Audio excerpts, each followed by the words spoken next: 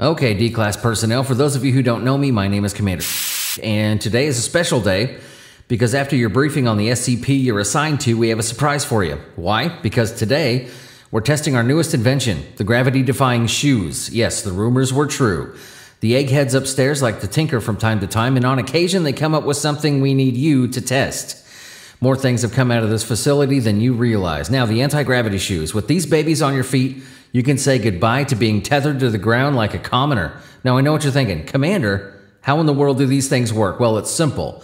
We've harnessed the power of quantum levitation and applied it to your footwear. The result? You can now walk on walls, ceilings, even thin air. But before you go off and start scaling skyscrapers, there's a small disclaimer. These shoes are still in the experimental phase, so there might be a few quirks. Sudden changes in gravitational orientation, unexpected bursts of speed, a tad bit of nausea, uncontrollable urge to tap dance, and a few minor reports of major brain damage are all perfectly normal side effects. Good thing is, you're wearing the shoes already. The apparatuses were placed on your footwear while you were asleep.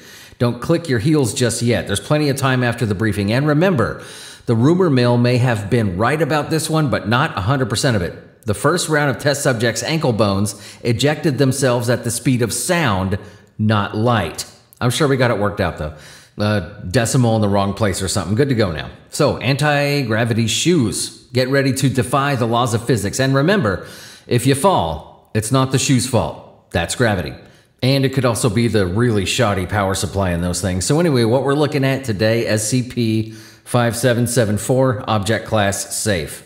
Special Containment Procedures. SCP-5774 is contained in Standard Containment Locker B031.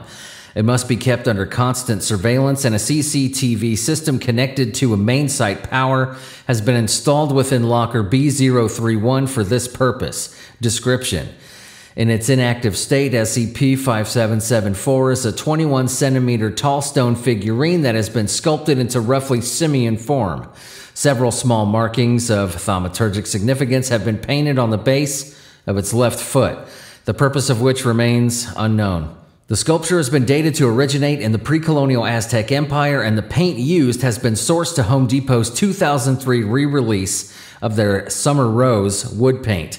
SCP-5774 enters and remains in its inactive state whenever it is recorded by any kind of analog or digital recording device. In its active state, SCP-5774 takes the form of one of a variety of entities from modern folklore. Observed appearances include those resembling popular depictions of El Chupacabra, Mothman, the Jersey Devil, Skunk Ape, and several varieties of Bigfoot. These forms are intangible and incapable of physically interacting with their environment, but are otherwise indistinguishable from physical entities by human senses.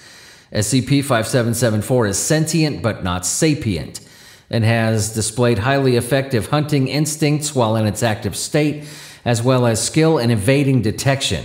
It has also shown the capacity to locate its targets regardless of intervening distance or efforts taken to conceal their whereabouts. If left unrestricted, SCP-5774 will attempt to stalk and terrorize Billy and Matt McGuller, the hosts of the television show Cryptid Catchers. Now, this is Interview 5774-1, date 4/3/2008. Interviewed, Matthew McGuller. Interviewer, Agent Sarah Velasquez. Forward, SCP-5774 first came to the Foundation's attention when Matthew McGuller reported an attack by an unidentified entity to local police. Due to similarities between his description and SCP-1000, MTF Zeta-1000 was alerted and a local agent was dispatched to his hotel in order to conduct a follow-up interview. Matt has a master's degree in zoology, and prior to hosting Cryptid Catchers, hosted Almost Heaven and The Amazing Lives of Bats. He has no known affiliation to any anomalous individuals or organizations. Begin log. Velasquez. I hope you don't mind if I recorded this, Mr. McGuller. It's just for our internal records. McGuller. Yeah, for sure, whatever. Who did you say you are again? Velasquez. My name is Sarah Velasquez. I'm with State Animal Control. The police forwarded on your report about a dangerous animal attack, and I'm here to confirm a few things with you. McGuller.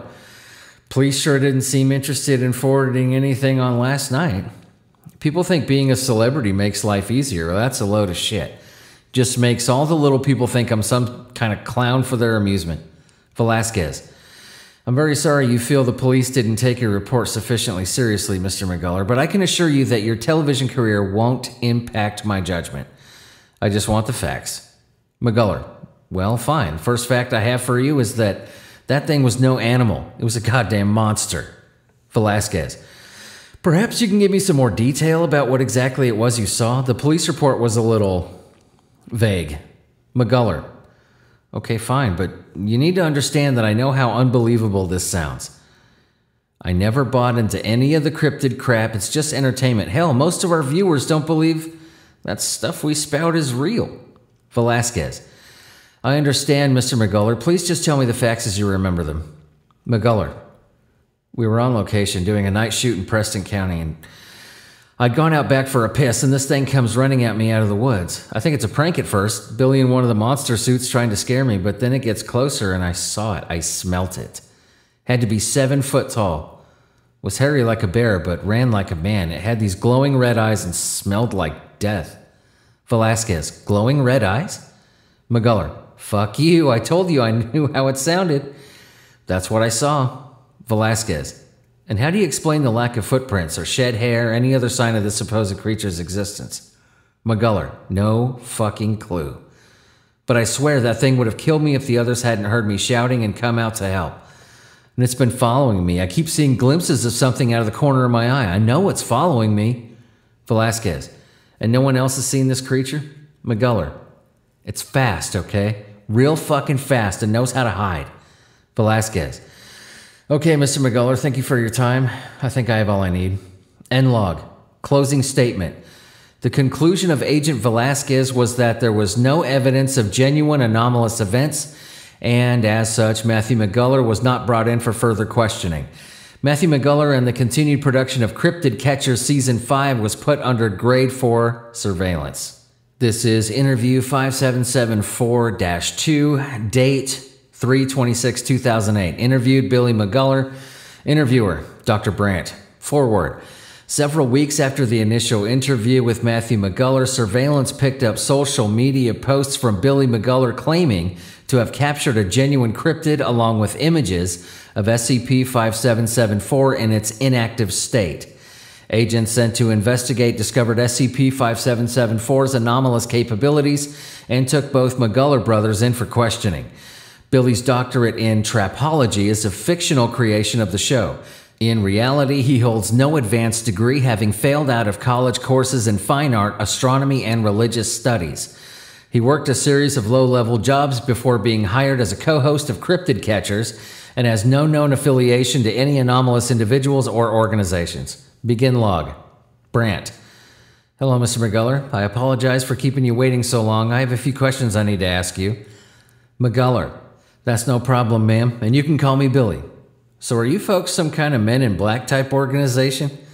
At this point, I wouldn't be surprised if Will Smith walked in and started asking questions. Dr. Brandt. There's a lot less action and a lot more paperwork than in the movies, Billy, and I'd like to think we're a little more competent. Now, could you please explain how you managed to capture the anomalous entity? McGuller. I guess you mean our shape-shifting cryptid friend? Well, it weren't easy. Matt was the first to see it, but it started coming after me too not long after. Scared the shit out of both of us, skulking around, making those damn creepy noises. But after a while, with neither of us being hurt, I figured it probably didn't mean any harm. It always disappeared whenever other folks were around, and it never got caught on any of our cameras, so I figured out it don't like being watched. Then I decided to set up a little trap for it.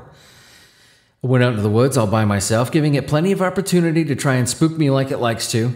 Left my car at the side of the road and went a little walk, admiring some of the natural flora and fauna, until the cryptid decides to show up. Then wham, I activate all the drones that I got our producers to lay up the day before. Sure does make things easier, having a TV show's budget to throw around. 360-degree cameras and floodlights on each one, nowhere to hide. Except it did hide, somehow. Had to trawl through the dirt for hours before I found a little statue doohickey it turned into. I made sure to keep a camera trained on it till I had it somewhere secure. Brandt. That's surprisingly competent work from a civilian, Mr. McGuller. you had any interaction with the anomalous before? McGuller, nah. I play an expert trapper on the show, but that's all made up. Only trapping I've done before was some squirrels back when my uncle took me and Matt hunting when we were kids. I only did the show because Matt wanted to. He said it'd be easy money. No science knowledge required. Just grow out our beards and ramble about Bigfoot and the like. I was out of work at the time. I needed the money, so I figured sure. I just think it's so cool that this stuff actually turned out to be real. I never thought I'd see anything like it. Do you folks deal with this kind of stuff all the time? That must be amazing. Brandt, you know I can't talk details about what it is the Foundation does, and I'd say this entity is more disgusting than amazing, but it does seem to have a particular fascination with you and your brother. Do you have any idea why that would be the case? McGuller, can't say for sure, but I have my suspicions. We get a lot of cranks and weirdos. Comes with the territory of a show like Catchers. But there was this one woman who stood out. This goth-looking chick with red hair. Showed up at one of Matt's book signings. I think it was the Portland one. She was real mad. Called us false prophets and said that those who chose to be blind are bad. But we were worse because we pretended to believe for material wealth. Kind of stuck with me because I'd been thinking a lot about if the show was really innocent laughs or if we're just poking fun at good honest folks who believe in odd stuff. And I remember as well, she said something about how if we ever saw a real monster, we wouldn't find them funny. Well, she got that right. Gonna be hard going back to doing the show after seeing what I've seen. Brandt, did she say a name? Any way to contact or identify her? McGuller, nope, nothing I can think of, sorry. Brandt, thank you, Billy. That'd be all for now. End log. Closing statement. After a period of study, it was determined that Billy and Matt McGuller were not themselves anomalous and had no more relevant information regarding SCP-5774. They were subsequently released under Grade 3 Foundation surveillance. Due to their low credibility as witnesses and minimal knowledge of the anomalous, amnestication was deemed unnecessary. The woman who treated them has been designated POI-5102 and attempts to track her location and identity are ongoing. Now this is incident report, 4/23/2008. Forward. Following the McGullers' release, Matthew made several requests to the Foundation for additional security and for financial compensation for his emotional distress, which were summarily denied. Audiovisual and telephone surveillance of Billy McGuller's residence was temporarily disrupted on 4/20/2008. However, Foundation agents sent to investigate found no signs of suspicious activity, and this was assumed to be a technical error. The following transcript is assembled from multiple audiovisual surveillance systems. Begin log. Billy McGuller is at home in his Charleston residence where he lives alone. Camera feed displays exterior view of his residence. An unmarked white Honda Civic parks in his driveway, and a young woman matching his description of POI-5102 exits. She approaches his front door and rings the bell. While waiting, she turns and makes direct eye contact with the exterior concealed camera. Billy McGuller answers the door shortly after. McGuller, oh wow, it's you. I didn't know if you'd really come or not. POI-5102. Shut up, you idiot. They're listening. Inside. They enter Billy's house and camera feed switches to living room. POI-5102 immediately approaches Billy's computer and disconnects its power supply. This triggers an alert and draws Foundation attention to the presence of POI-5102. Agents Chu and Velasquez are dispatched to apprehend and contain. McGuller, whoa, careful with that. POI-5102, forget the computer, Billy. We don't have much time and I don't want them listening in. They could already be on their way for all I know. The sooner we get out of here, the better. McGuller, hey, who said anything about going anywhere? All I said in the voicemail was that I wanted to talk. POI-5102, you said you wanted to know the truth too, right? See what the world is really like? Well, you won't find that out sitting here doing what those assholes tell you to do. You need to make a choice, Billy. Either you come with me now or spend the rest of your life wondering. McGuller, fuck it. Okay, I'm in. Where are we going? POI-5102. It's not safe to talk here. Get in the car. McGuller, do I have time to pack? Should I have a weapon? How dangerous is this going to be? POI-5102. Just move, idiot. Don't make me regret giving you a chance. Camera feed switches to exterior, and Billy and POI-5102 can be seen entering 5102's vehicle. The car leaves the driveway and turns left at the end of the street, exiting the camera's field of vision. At this time, an APB was put out over local police channels, and POI 5102's vehicle was quickly identified and located. Agents Chu and Velasquez engaged in pursuit. Camera feed from the Foundation vehicle's dashboard camera shows POI 5102's vehicle attempting to evade pursuit in downtown Charleston. The Foundation vehicle begins to close in, and radio chatter indicates police have finished setting up roadblocks along major trunk roads. At this point, POI 5102's vehicle swerves off the road and through a chain-link fence into a plot of derelict land beyond. The area is overgrown with weeds and waterlogged after recent rainfall and is surrounded by fencing on all sides with no obvious escape routes. Billy McGuller and POI 5102 exit on foot and are pursued by agents Chu and Velasquez. 30 feet into the derelict land, there is a pool of stagnant water. As POI 5102 approaches the pool, partial dialogue is picked up by agents' microphones. McGuller: "What if this doesn't work?" POI 5102: "It's magic, Billy. If your intent is pure and you want it enough, it'll work."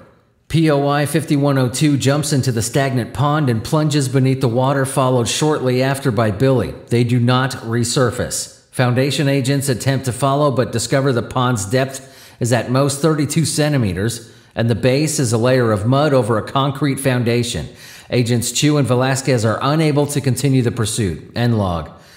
Closing statement.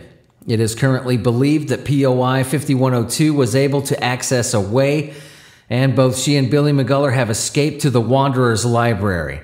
This way remains inaccessible to Foundation personnel but is currently being monitored in case of future activity.